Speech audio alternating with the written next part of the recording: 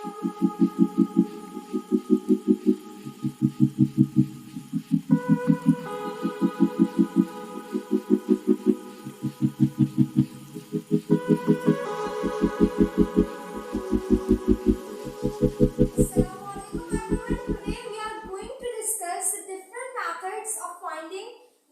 Of moles. आज का हमारा बहुत शॉर्ट टॉपिक है कि नंबर ऑफ मोल्स को हमने फाइंड करना है डिफरेंट मेथड्स के थ्रू या डिफरेंट फॉर्मूला के थ्रू आप कह सकते हैं। ठीक है, तो फर्स्ट मेथड की तरफ हम बढ़ते हैं। तो फर्स्ट मेथड क्या है? Number 1 mole mass calculation. Mole mass calculation.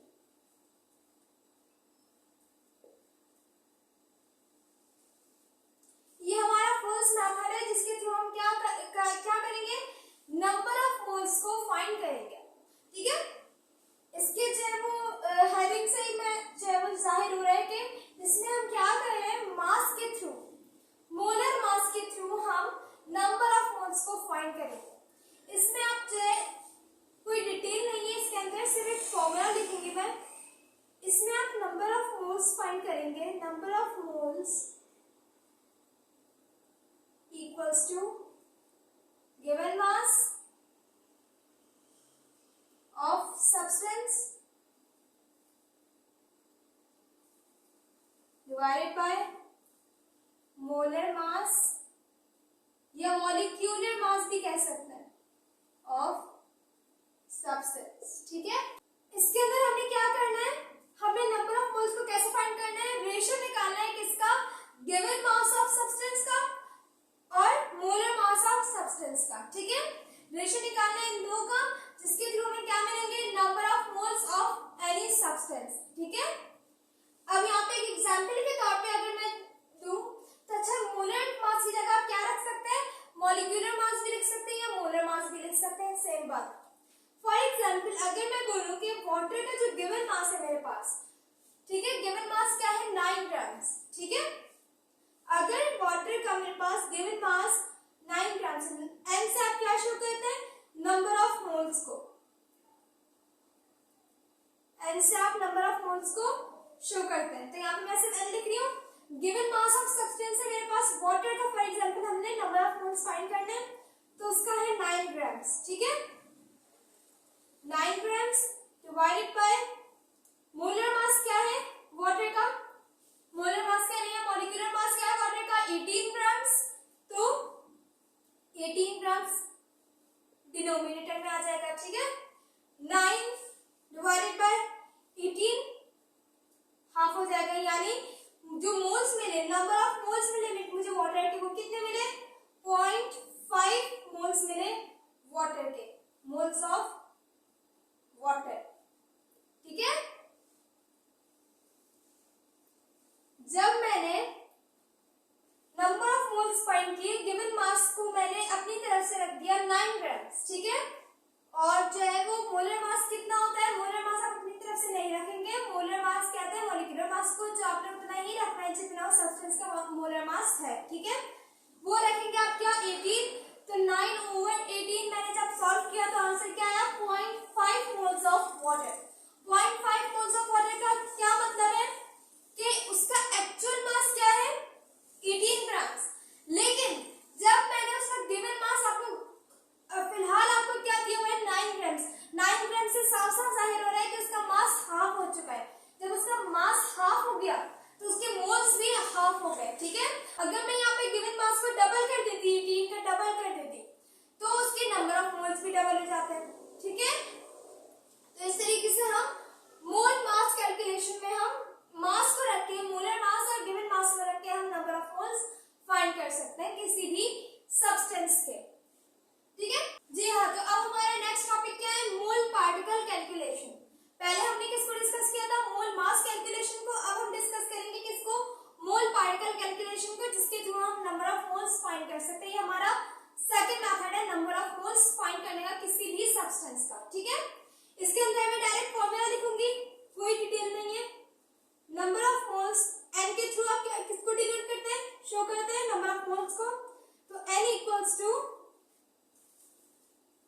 given particles of substance, given particles of substance divided by Avogadro number.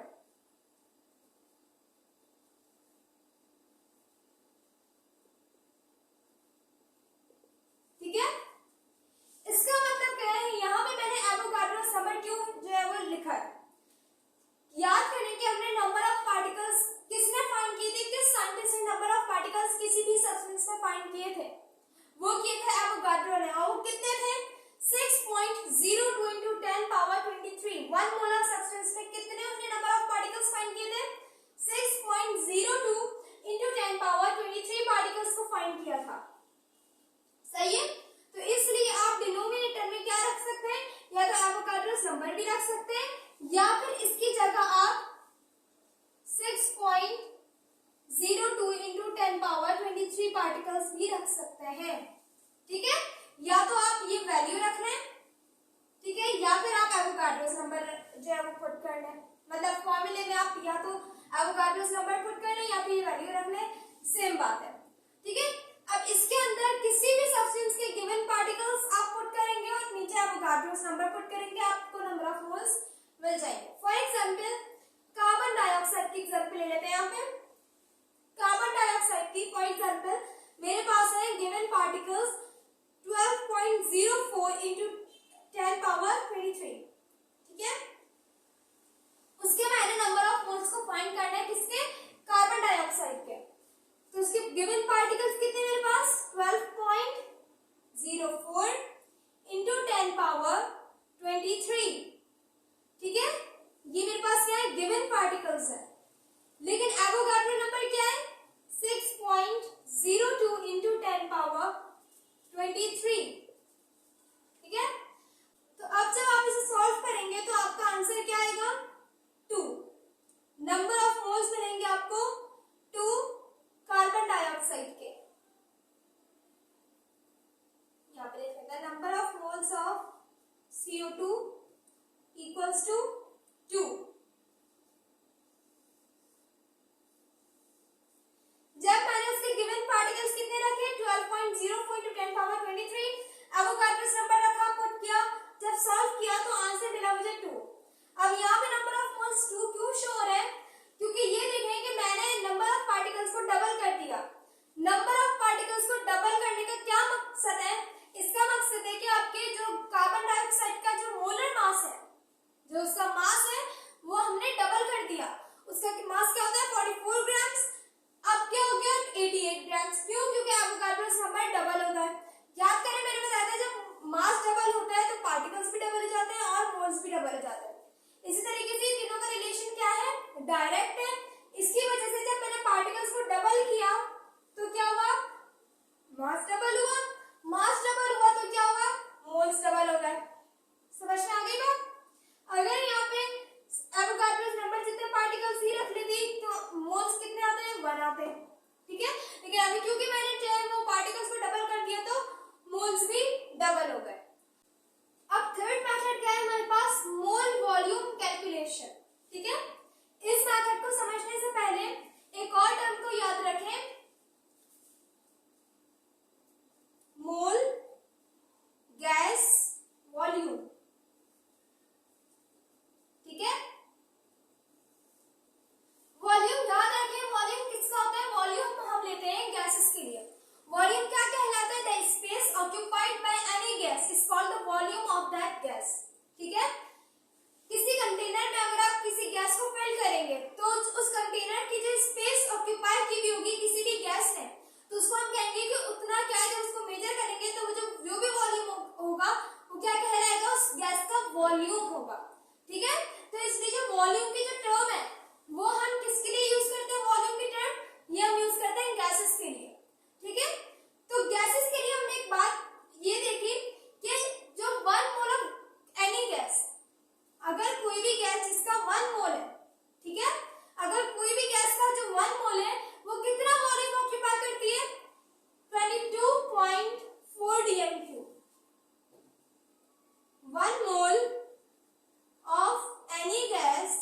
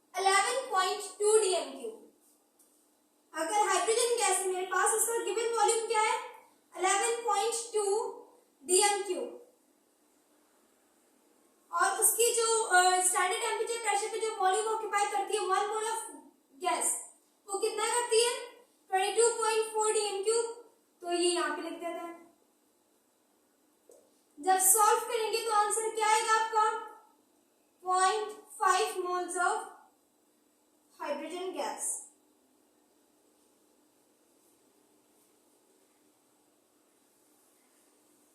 आ गई बात समझ? गिवन वॉल्यूम मैंने क्या रखा 11.2 डीएम क्यूब।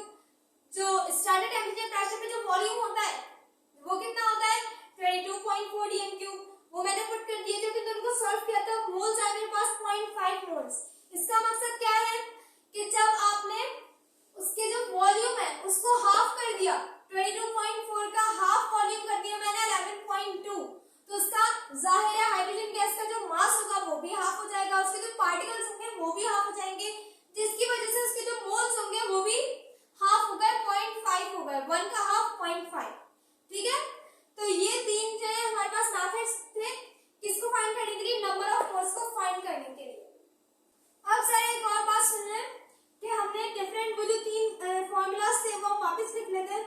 फर्स्ट फॉर्मूला क्या था नंबर ऑफ मोल्स को फाइंड करने का मास के थ्रू हमने किया था given mass divided by molar mass. ठीक है given mass divided by molar mass. इसी का सेकंड फॉर्मूला बना लेते हैं। ये तो आपने किसको फाइंड करने के लिए निकाल लिया नंबर ऑफ मोल्स को। अब गिवन मास भी हम फाइंड कर सकते हैं किसी भी सब्सटेंस का। वो कैसे सिर्फ शिफ्ट करना है given mass equals to number of moles into molar mass. सही है। इसी तरीके से थर्ड फॉर्मूला क्या था जो हमारा सेकंड फॉर्मूला था सेकंड मेथड था वो क्या था नंबर ऑफ मोल्स फाइंड करने का वो था पार्टिकल्स का given particles divided by 6.02 into 10 power 23 Avogadro's number. इसी का फोर्थ फॉर्मूला बना लेंगे तो क्या होगा गिवन पार्टिकल्स। आप इससे गिवन पार्टिकल्स को भी फाइंड कर सकते हैं। गिवन वहां पे नहीं होगा वहां पे होगा कि आप कितने पार्टिकल्स को फाइंड करें अगर नंबर ऑफ मोल्स ही है और एवोगाड्रो नंबर आपको पता होगा। Number of moles into 6.02 into 10 power 23। सही है। फिफ्थ फॉर्मूला हमने क्या लिखा था जो थर्ड फॉर्मूला था उसका गिवन वॉल्यूम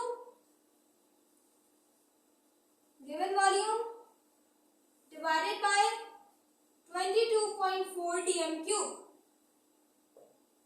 ठीक है ये हमारा था थर्ड फॉर्मूला। उसका सिक्स्थ फॉर्मूला यहां लिख देती हूं। सिक्स्थ फॉर्मूला क्या बनेगा इस फिफ्थ का। आप इससे वॉल्यूम भी किसी भी गैस का फाइंड कर सकते हैं। वो क्या होगा given volume equals to number of moles into 22.4 dm. सही है। तो ये